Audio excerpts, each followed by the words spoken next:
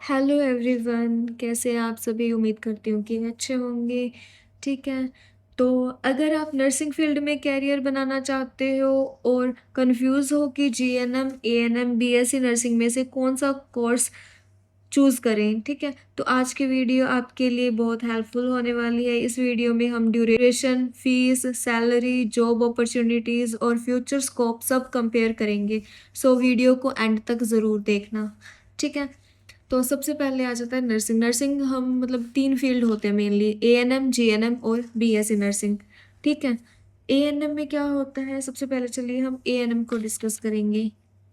ANM, ANM की full form होती है auxiliary nurse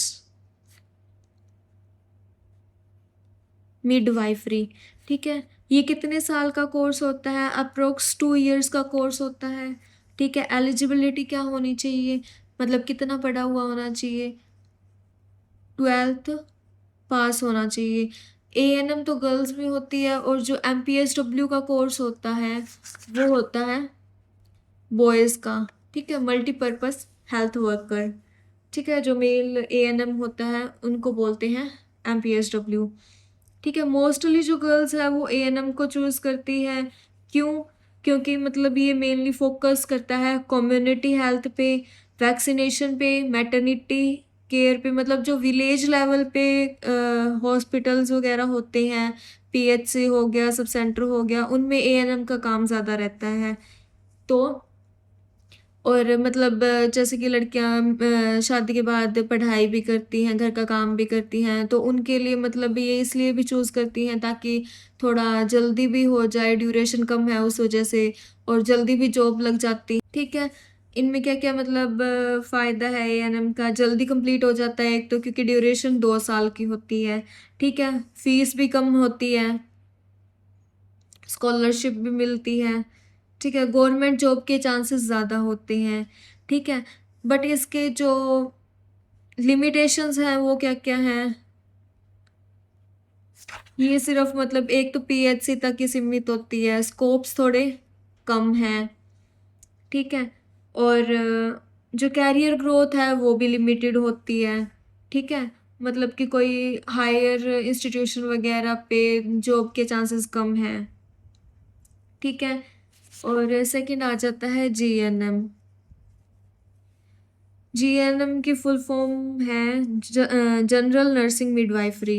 general nursing and midwifery. ठीक है। अब जीएनएम की बात करते हैं। इसकी ड्यूरेशन कितनी रहती है? 3 ईयर प्लस इंटर्नशिप रहती है। इंटर्नशिप 6 मंथ की होती है। ठीक है। अब 3.5 साल का कोर्स होता है। ठीक है। अगर यूनिवर्सिटी थोड़ी ढीली चलती है तो टाइम ज़्यादा भी लगा देती है, जैसे कि हमारे 5 साल में पूरी करवाई है। ठीक है। तो एलिजिबिलिटी इसमें क्या रहती है जीएनएम में? इसमें भी मतलब 12th पास चाहिए, चाहे आपके आर्ट्स हो, मेडिकल हो, नॉन मेडिकल हो, कुछ भी हो, +2 पास होनी चाहिए। ठीक है। देन है प्रोफेशनल डिग्री कोर्स है ये। ठीक है। उसके बाद में मतलब इसके स्कोप्स भी हाई हैं, स्कोप्स हैं वो ज़्यादा हैं, कहीं भी मतलब जॉब कर सकती हैं वो, हाई इंस्टीट्यूशन में, लोअर इंस्टीट्यूशन में, कहीं पे भी, पीएचसी, सीएचसी, डिस्ट्रिक्ट हॉस्पिटल, या फिर कोई और है, फॉरेन भी जा सकती। एएनएम से ये थोड़ी बेटर होती है, एएनएम से बेटर। ठीक है। क्योंकि 3.5 साल का कोर्स है, वो सिर्फ 2 साल का था, तो कुछ मतलब स्टडी वगैरह भी हाई लेवल की होंगी इसमें। ठीक है। तो हम एएनएम से मतलब थोड़ा ऊपर मान सकते हैं, तो प्रैक्टिकल नॉलेज ज़्यादा मिलती है जीएनएम में। ठीक है। हॉस्पिटल्स में जॉब अपॉर्चुनिटीज़ होती हैं वो अच्छी होती है, क्लिनिकल एक्सपोजर जो है वो भी अच्छा मिलता है। ठीक है। एएनएम से बेटर सैलरी मिलती है। अब आ रही है बीएससी नर्सिंग। बीएससी नर्सिंग में क्या होता है? बीएससी नर्सिंग की सबसे ज़्यादा डिमांड रहती है। ठीक है। इसकी ड्यूरेशन क्या है? ड्यूरेशन है अप्रोक्स 4 ईयर्स मतलब पूरा, वैसे तो कोर्स 4 साल का है, वो यूनिवर्सिटी पे डिपेंड करता है कि कितने टाइम में एग्ज़ाम्स वगैरह लेती है, ठीक है? कोरोना के बाद में तो लेट ही चल रहे हैं। एलिजिबिलिटी क्या-क्या है? एलिजिबिलिटी है 12th में पीसीबी होनी चाहिए, मतलब मेडिकल होनी चाहिए। फिज़िक्स, केमिस्ट्री एंड बायोलॉजी होनी चाहिए, ठीक है? ये भी प्रोफ़ेशनल डिग्री कोर्स है। और इसमें क्या होता है, हाईएस्ट कैरियर स्कोप होते हैं, गवर्नमेंट और अब्रॉड की अपॉर्चुनिटीज़ दोनों होती हैं, ठीक है? Government and abroad opportunities higher, ठीक है? और बेटर सैलरी पैकेज होता है, जीएनएम एएनएम से थोड़ी सैलरी भी ज़्यादा रहती है, ठीक है? हायर स्टडीज़ कर सकते हैं और फीस जीएनएम और एएनएम से ज़्यादा रहेगी, ठीक है? कम से कम पहले तो फीस थी 7 लाख 4 सालों की, अब शायद बढ़ गई होगी।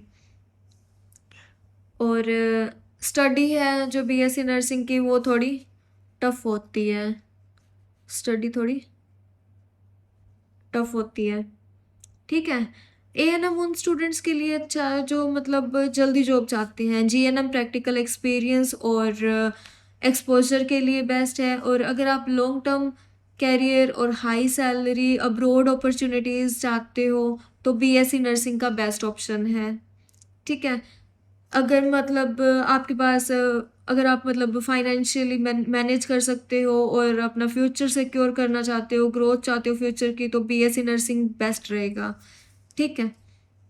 और अगर आप मतलब जॉब जल्दी स्टार्ट करना चाहते हो कि हाँ, इतनी नहीं स्टडी करना चाहते, बस जल्दी से भी हाँ, मुझे जॉब लगनी है, तो जीएनएम एएनएम का बेस्ट ऑप्शन रहेगा, ठीक है? मतलब फाइनेंशियली भी आप अगर स्टेबल नहीं हो, तो मतलब कि आप इतनी फीस नहीं अफोर्ड कर सकते, तो जीएनएम और एएनएम ठीक रहेगा, ठीक है? वैसे तो स्कॉलरशिप भी मिलती होती है, बीएससी का तो मुझे पता नहीं, जीएनएम और एएनएम में तो मिलती है, ठीक है? और अभी जैसे कि मैंने जीएनएम की हुई है, तो जीएनएम में भी मतलब बिना एक्सपीरियंस के मैं गवर्नमेंट जॉब की तैयारी नहीं कर सकती, ठीक है? कोई फॉर्म अप्लाई नहीं कर सकती, बहुत रेयर होते हैं जो एक्सपीरियंस के बिना मिलते हैं, ठीक है?